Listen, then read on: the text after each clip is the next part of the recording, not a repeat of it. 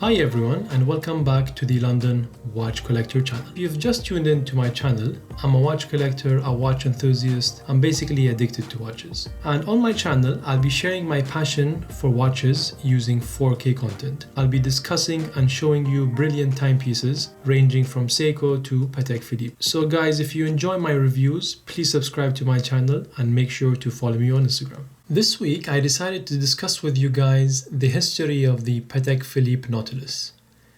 As you guys are aware, I have the 5712 in steel, which I bought in the beginning of the year. And before buying any watch, I'm sure everyone would do the same, where you look into the history and read about it, watch lots of reviews, whether it's on YouTube or on the internet. You slowly work your way up until the date of purchase. So by the time you actually pull the trigger and have the watch on your wrist, you would know everything about it. So I've been really keen on learning about the Nautilus from the day I got it, reading lots of articles, lots of books, and honestly I'm fascinated. And I can't wait to share it with you guys and tell you what I've learned during this journey. As you guys are aware, I'm mainly a steel watch type of guy. And the reason for that, I feel when a watch is on precious metal, whether being gold, two-tone, or even platinum, it becomes more of a jewelry, rather than the purpose of a tool watch where a watch you can actually enjoy. Lots of you might disagree, but that's just my opinion. So what I decided to do in this review, I'll be discussing all the steel references from the very first 1976 3700 up to the 5990.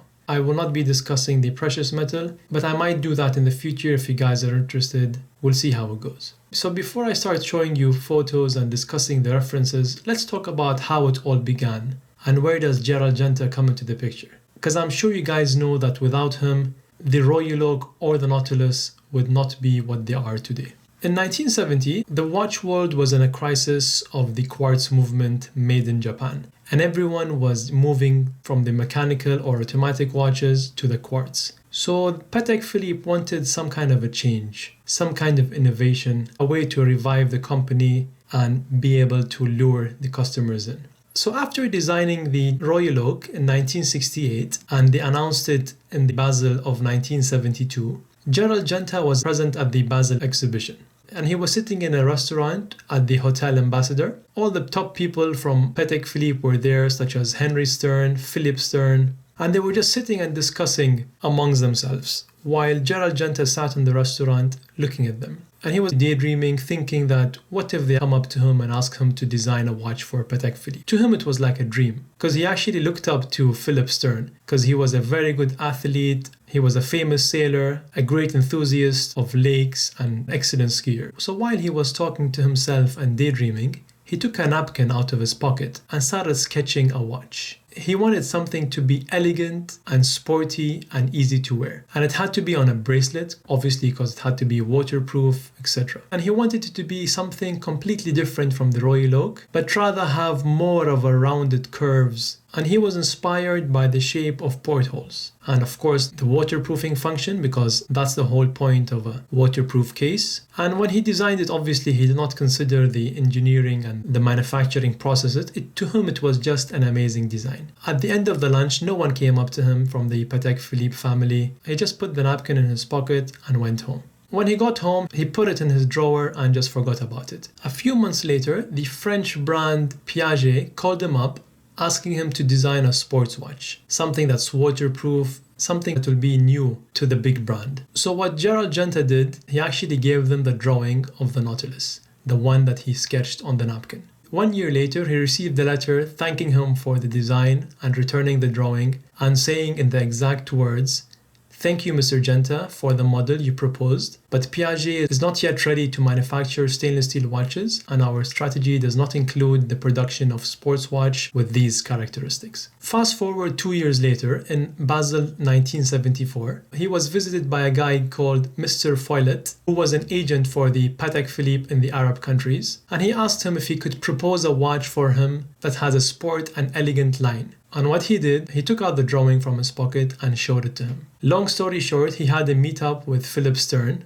and he kept looking at the drawing and was astonished by it. And what Gerald Genta told him was he'll produce a prototype but he's gonna do it in a gold version due to gold being softer and easier to manufacture. And believe it or not, he invoiced him 25,000 Swiss francs back in the day, which was probably equivalent to maybe 100,000 euros or Swiss francs nowadays. After 15 days, he called up Philippe Stern. They were not very enthusiastic about it. They said that it's a bit different from what Patek Philippe produces, and they have a bit of doubts when it comes to the manufacturing, and it's quite expensive to do, being on steel, etc. But Philippe Stern kept his promise and made a 3-year contract, and they made a deal that for every piece, a commission of 300 Swiss francs would be given to Gerald Genta. So the model was produced for the very first time, and it had the reference 37001A, which was a self-winding 42mm width and 7.60mm thickness. And it had a waterproofing guaranteed up to 120 meters.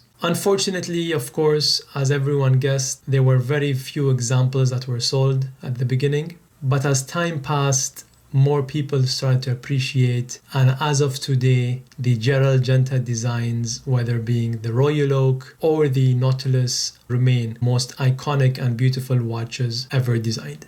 A couple of interesting adverts that I found I wanted to share with you guys. So this one, which was one of the first ever adverts out there, says one of the world's costliest watches is made of steel. Because remember, back in the day and even today, the Nautilus is as expensive as gold models when compared to other brands.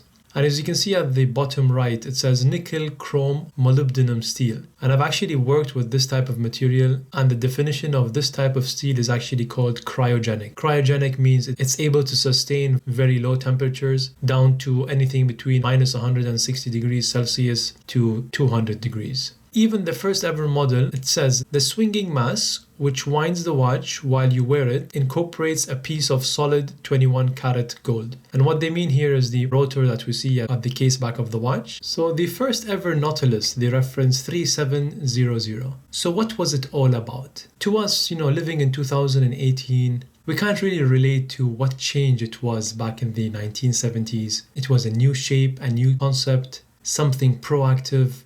Not only was it one of the first stainless steel watches embodied in a luxury brand using prestigious rules, but the design concept was actually outstanding. Because if you see, the shape of the bezel was not round or rectangular. It was a softly octagonal, gently rounded corners and curves, and not to mention the hinges, as I said, which represents the porthole of a ship or a boat, and collectors nowadays call them as ears. And don't forget the size. A 42mm back then was equivalent to 47mm nowadays. The fashion was going on that it should be a maximum of 36mm, etc. Finally, not to forget about the height of the watch. The first ever Nautilus was 7.6. Even today, the Royal Oak Jumbo and the 5711 measure 8.1 for the AP Jumbo and the 5711 8.3. So back then, more than 40 years ago, 7.6mm height, which is definitely extraordinary. This photo is actually of a 5711, just to give you an idea of what it is and how the case is designed. And you can see the hinges at the 3 o'clock, where it actually seals like a porthole. So the bezel just fixes onto the case, where you have your sealant, your gaskets, and then those hinges come in and create that support and seal. And you have a sapphire crystal with anti-reflective coating on both sides. So some important references and key dates. In 1976, the first ever Nautilus that was presented in Basel, which was the 37001A, and it was nicknamed as the Jumbo. The production discontinued in 1990.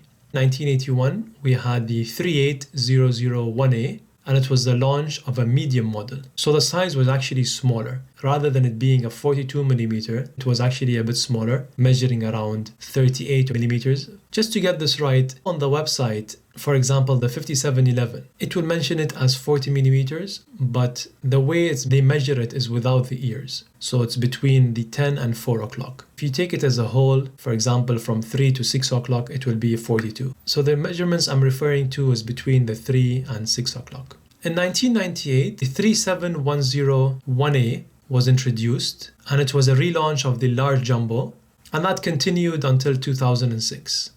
And then we come to an important reference, the 37121A, which was in production for only 1 year, making it nowadays a collector's piece, very limited production. And it was an important reference because it was first ever Nautilus which had 3 complications, which was the date, the power reserve, and a moon phase. As I mentioned, the production discontinued in 2006. And then suddenly in 2006, when the brand wanted to celebrate the 30 years anniversary of the Nautilus, so many references were produced, such as the 5711, 5712, as well as the 5980, which was a 44mm case, the 5800, which is a smaller size having a 38.4mm case, and a couple of gold references. In 2010, we saw the first ever annual calendar on the Nautilus, which had a reference 5726A, and it had the 43mm size. 2 years later, we saw the 57261A, which was reintroduced on a bracelet instead. 2 years after that, 2014, we saw the 5990, which had a chronograph, as well as 2 different time zones. Fast forward to 2018, and we see the first ever Perpetual calendar, the 5740G. So the history of the Nautilus is certainly a special one, an iconic one, something that no collector cannot appreciate. So guys, I hope you enjoyed this review. As I said, I did not cover all the models, mostly the steel ones, but do let me know if you'd like me to do more of these history reviews where I cover the models with you guys and discuss with you the different references. It does take me a while to do these reviews, because I actually need to do the research, need to read lots of books, finding the perfect photos to share it with you guys, because end of the day, I don't want to give you any wrong information. So I hope you enjoyed this review. That's all for this week. Thank you for watching.